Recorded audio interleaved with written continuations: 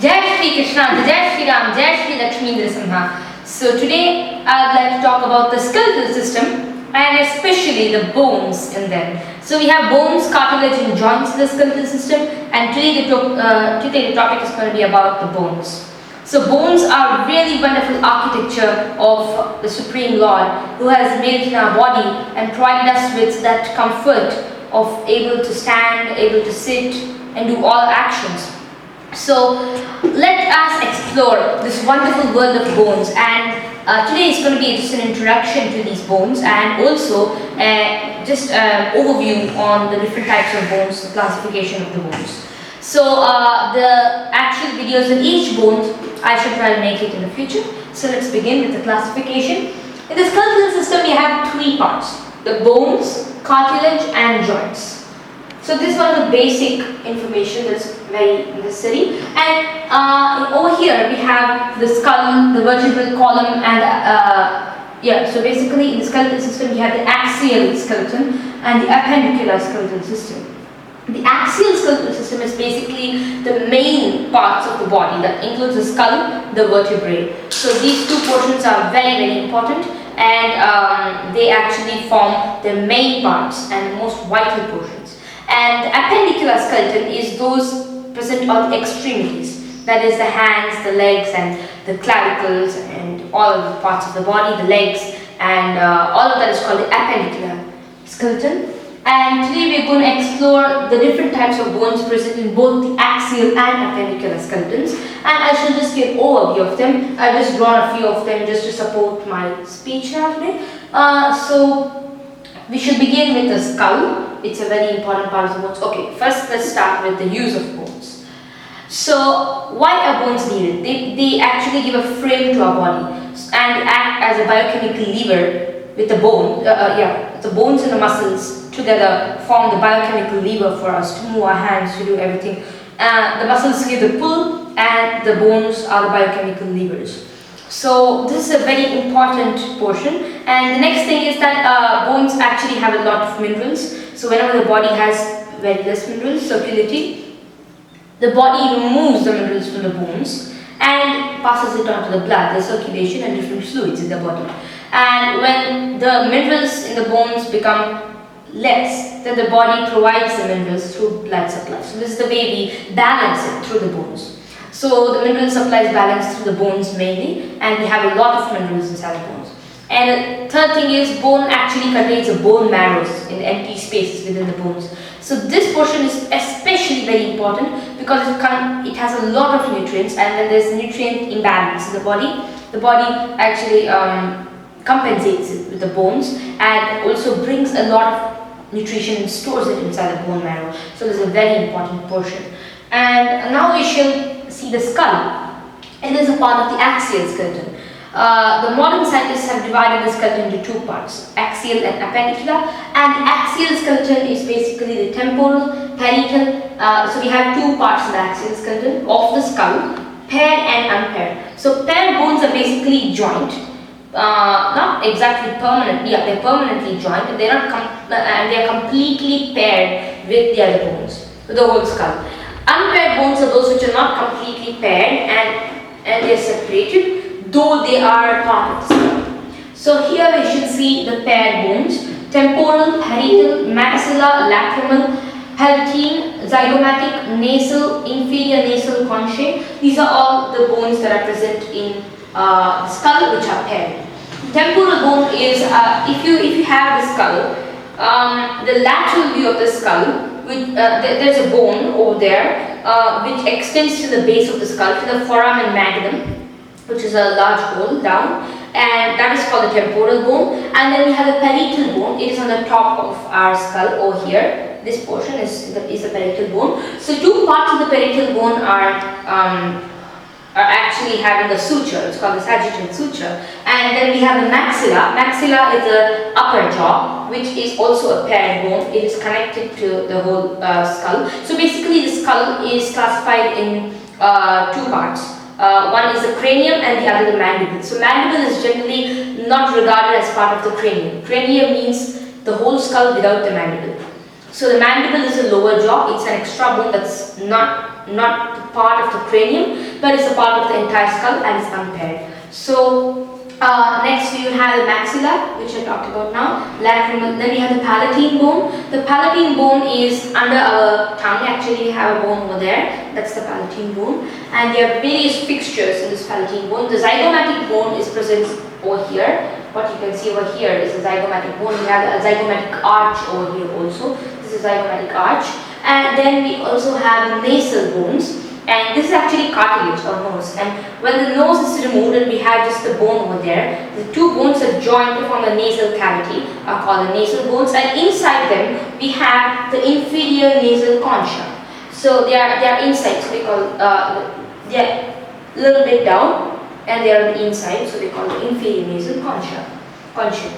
So now we see the unpaired bones. The frontal bone is actually unpaired, though it looks like it's paired. It's over here. And the occipital bone is opposite, it's just behind, exactly behind, and then it actually has a degree curvature down, and then we have the foramen magnum present in the occipital bone. And next we have the sphenoid bone, which is present at the base of the skull, saponic pit. So the sphenoid actually looks like a bag, and I shall make videos on each of these bones and with a drawing, and please forgive me, my drawings are not that accurate. Then we have the ethmoid, the warmer bone. Warmer bone is just close to the nasal Can you please cavity. move a little that side? And the mandible is the unpaired bone of the lower jaw. So the middle ear cavity actually has three bones. They are the smallest bones in the whole of the body, and they are inside the ear. So in the ear we have two parts: the external auditory meatus. First, there are three parts: the pinna, the external auditory meatus, and inside we have the incus malleus. Oh my god! And inside we have the incus malleus and the stapes. These three bones are the smallest bones of the ear.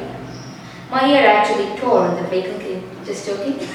Now we're going to see the thoracic cage, which is the second part. Okay, let's start with the vertebral column first. The vertebral column is having 33 vertebrae. Now the vertebral column actually holds the spinal column.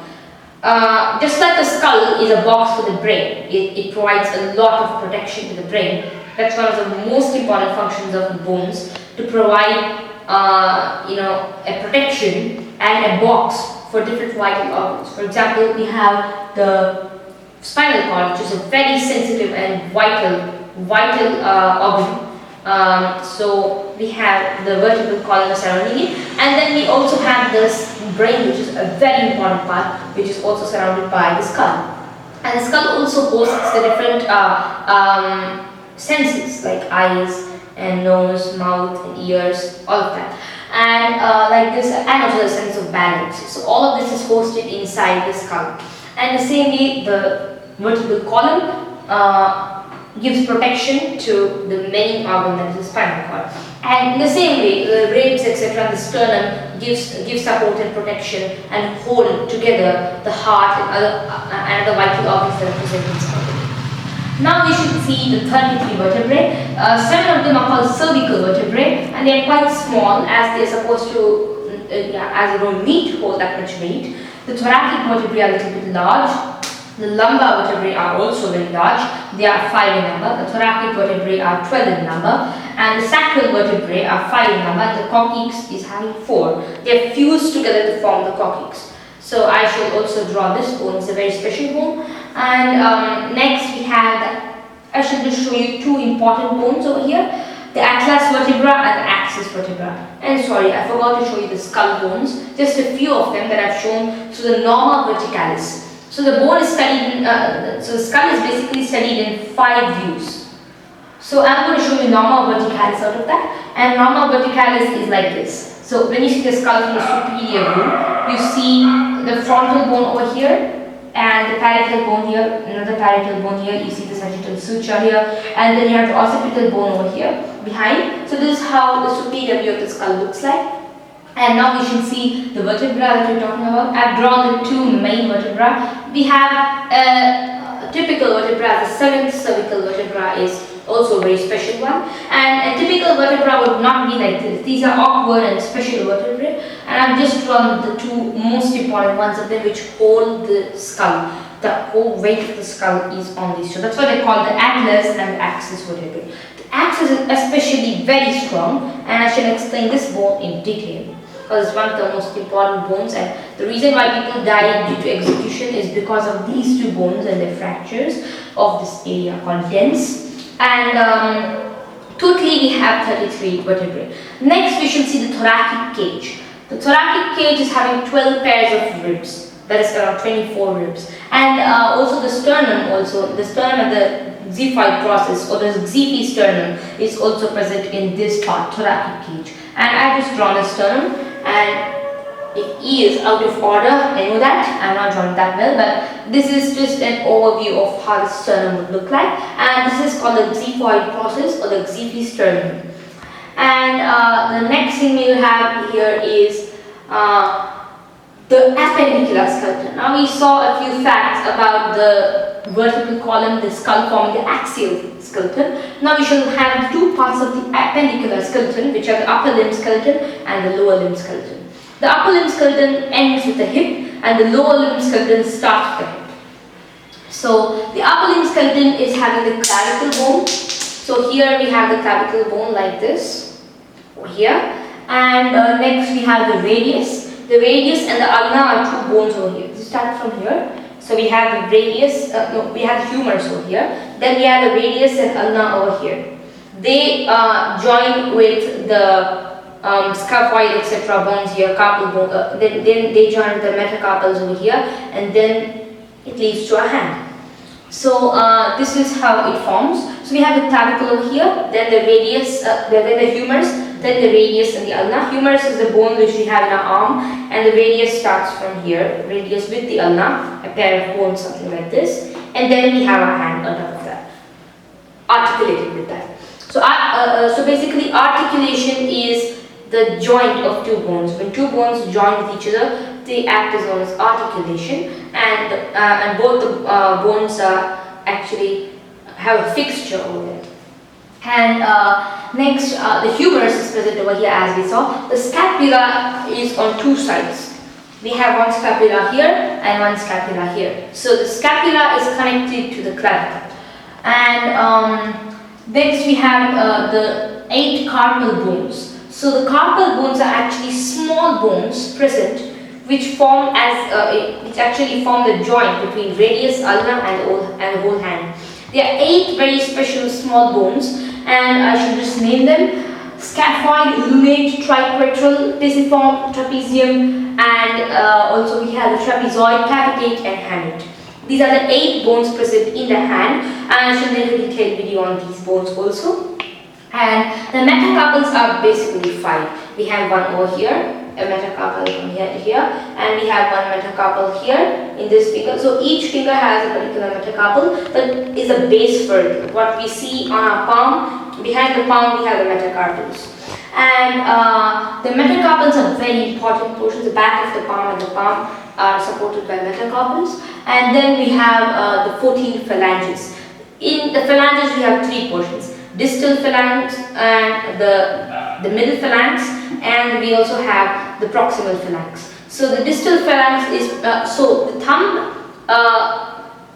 is the only finger that has the distal phalanx and the middle phalanx and the proximal phalanx. Only 2 phalanx. The rest of the fingers have 3 of them: distal, middle and proximal. So the distal, middle and proximal are present in the 3 digits of each finger, including the little finger, but the thumb only has 2 of them, the distal and the proximal phalanx. So there are 14 phalanges in total because we removed one from the thumb, and that became 15 minus 1, 14.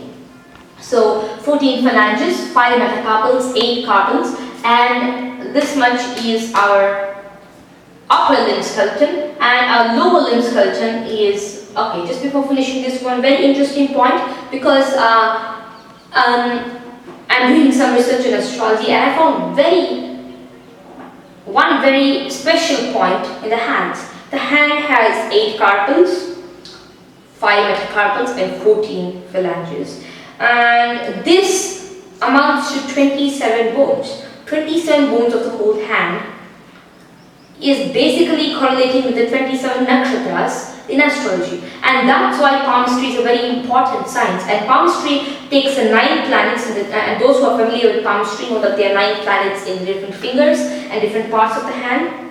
There are 12 signs that are present. It's signs of the zodiac. Mesha, Vrishabha, Mithuna, Kataka, or Aries, Taurus, Gemini, Cancer. They are all present. The 12 of them are all present in the palm. And thirdly, we also have 27 bones, and that's the 27 nakshatras, the 27 asterisms. So this is the specialty of our hand, and that's why astrologers read basic and very important things from our hands.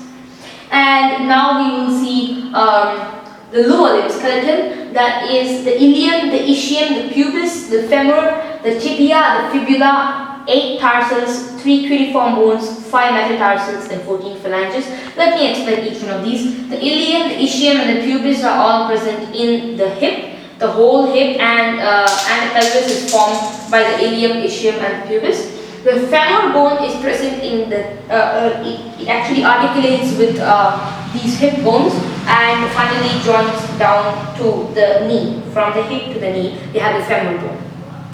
And next we have the tibia. The tibia is a very important bone. Tibia and the fibula together join, just like the radius and the ulna are the hands, the tibia and fibula are the legs. So we have them completely down the legs. And then we will have the 8 tarsal bones. The tarsal bones are basically the same ones what we have as metacarpals in the hand. We have, the way we have carpals in our hands, we have tarsals in our legs. And the way we have metacarpals in our hands supporting the palm, the same way we have metatarsals in the foot supporting the feet. And thirdly, we have 3 cuneiform bones, and we have 5 metatarsals and 14 phalanges. And here we have an image of the clavicle, what I've shown here. And then we have one femur and a humerus. This is the anterior aspect of the left humerus. This is the anterior aspect of the right femur. And I've shown you the other bones just like that. And the sternum, you have seen just a few bones. And I should make videos in the future about all of these bones. Abhi, I'm turning the camera, just losing it. And next, now we're going to see what Ayurveda thinks about the bones. So Ayurveda has a very developed science, though at the first glance it looks quite undeveloped, but it's extremely developed because when we start reading the scriptures further and further, we know that it is intimately related with every single other science. Whereas the medical science of modern day actually is disconnected from every other science. So all sciences are disconnected. Abhidya, stop it. All the sciences are basically disconnected. All the sciences, different types of sciences are disconnected in modern sciences, whereas in ancient sciences we see a union between every single science. So we have astrology and astronomy related to Ayurveda or medical science. Medical science is related to the science of longevity, and this science, that science, and Ayurveda is related to the science of arts. Everything is interrelated. So over here it's very developed, and to simplify the entire gamut of bones, we have just one word, Asthi Dhatu. So the connective tissue. So Dhatu means tissue for liberal translation, though when we are trying to translate Sanskrit words into English, it's a Herculean task, but still we can keep the word tissue for Dhatu. The 7 tissues are the Sapta Dhatus. And out of this we have discovered this one Dhatu, that is Asthi Dhatu. Asthi Dhatu is one word for bones, cartilage, joints, and even hair and nails. So this all comes into one simple Dhatu. So that is Asthi. And also, of course, it has various subdivisions, and we get deep into it. In fact, the sage Shushruta used to soak a dead body, a young person who hasn't died out of any, war or out of any prick or something like that. All his body parts are intact, and he's just died out of a natural reason. So that kind of a body, not a very seen disease, an unseen disease from inside, heart problem or something like that. So his body would be soaked, his body would be soaked in the water inside a cage so that no bird or water bird or fish or anything would bite the body and eat it up. So it would be soaked for 7 days and then it would be removed outside and it would be cut in different sections and anatomy would be studied deeply. We have English words, hi-fi words for anatomy, but the ancients had beautiful Sanskrit words for the different parts of anatomy. I don't mean that the English anatomy and modern anatomy is too much and is not relevant. It's extremely relevant. It's very important, but at the same time you should not misunderstand the ancient system to be very primitive because it was very, very forward, and what the scientists are doing today is just changing the names and calling them different names and testing our scriptures and finding it's right. So this is what the beautiful Sanskrit words mean. Sanskrit had a word for everything, and this Ayurveda was the root for all of these different types of sciences, because there are various sciences. We have Varma, we have various other medical sciences. So for this, the basics is the different dhatus, the doshas, the malas, which are all pure, beautiful Sanskrit, and that originated slowly every single other medical science and spread to allopathy, this, that, and then they changed the names, and of course they did a lot more research that happens in the course of time. So Asti dhatu is basically the bones, cartilage and joints. So to cure problems related to Asti dhatu, they basically divided Asti dhatu diseases into two parts. Increase of Asti dhatu or vitiation of Asti dhatu, decrease of Asti dhatu, agitation of Asti dhatu. So we have various things for this. So each word has its separate terminology. We can't explain the English words so easily, but the Sanskrit words need a lot of deliberation and we have to think a lot about it before translating it. So increase, decrease and vitiation, agitation, all of these are different synonyms, and predomination of something. So if you have a particular dosha predominant, it's different. If you have something vitiated, it's different. If you have something agitated, it's different. So now we will see the Asti dhatu and its increase. Its increase and its vitiation cause arthritis and it's deformity of Asti dhatu. So basically, if you have vitiated Asti dhatu, it slowly leads to the deformity of that dhatu, and then you have deformities like arthritis and various other major arthritis diseases. And we have other problems, and if you have decrease of Asti dhatu, which is very common nowadays because nobody is having that nutritious food, you have osteopenia and you have osteoporosis, which is a very dangerous disorder and can cause fractures and sometimes cripple you for life. So that's why we have to keep stabilizing the different dhatus in our body, starting with rasa, rakta and etc. So every single dhatu should be maintained in the correct levels, otherwise we have to face it some day or the other, we get a dangerous disease. So roughness and hair loss, etc. all happen when you have decrease of Asti dhatu. Asti dhatu is not strong sometimes. Sometimes weakness and strength of Asti dhatu. So the weakness of Asti dhatu will give in a lot of diseases, like for example, weakness of the bones and pain in the bones, unable to move, numbness, and we have a lot and brittle bones. And roughness in the bones, and there will not be any smooth movement because the bones are corroding inside. So just like a cycle which is not having enough oil or in its ball bearings, our bones will start losing that lubrication in different joints. So lubrication will be missing when there is a decrease in Asti dhatu. So basically every single component of this has been judged systematically. There is no need, there is no extravagant need to enter into the deep details of bones. Such deep details and not understand the basics. It's okay if allopathy understands the basics of the bones and goes to the root of the disease, it's fine. But every time they go to surgery, otherwise you have cutting off a limb and all of that stuff, otherwise you chemically intervene and give strong medicines and all of that, and basically the root is never seen. That is, you're depleting your skeletal tissues. Your skeletal system is not fine, and that's why you should increase or decrease the intake of food that promotes or destroys the tissue. So that's a very important part of Ayurveda that has to be understood perfectly. And next you will have the different foods that actually help in bone development. and this is especially for children. Pirandai is a very special herb, and it's called Cistus quadrangularis. You can see my sister's video on that. And then you have milk.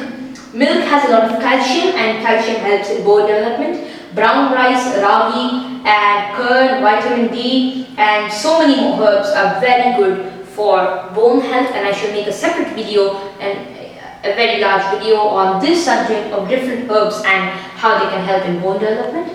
And my grandfather actually had a femoral fracture at the, it was a fragment at the top of the femoral, articulation with the hip bones. And over there exactly we had a small hairline cut, which was extremely painful, and that was relieved with a gamut of herbs, a lot of herbs, and they were like pirandai, etc. what I showed you now, and various other herbs. Avidya, you should loosen it. So various other herbs also. So this is how we cured the femoral fracture. So this is, I've just provided an overview of these bones, and I should try to make extensive videos about each bone. So hope you found this video informative. Thank you. Jai Shri Krishna. Jai Shri Ram. Jai Shri Lakshmi.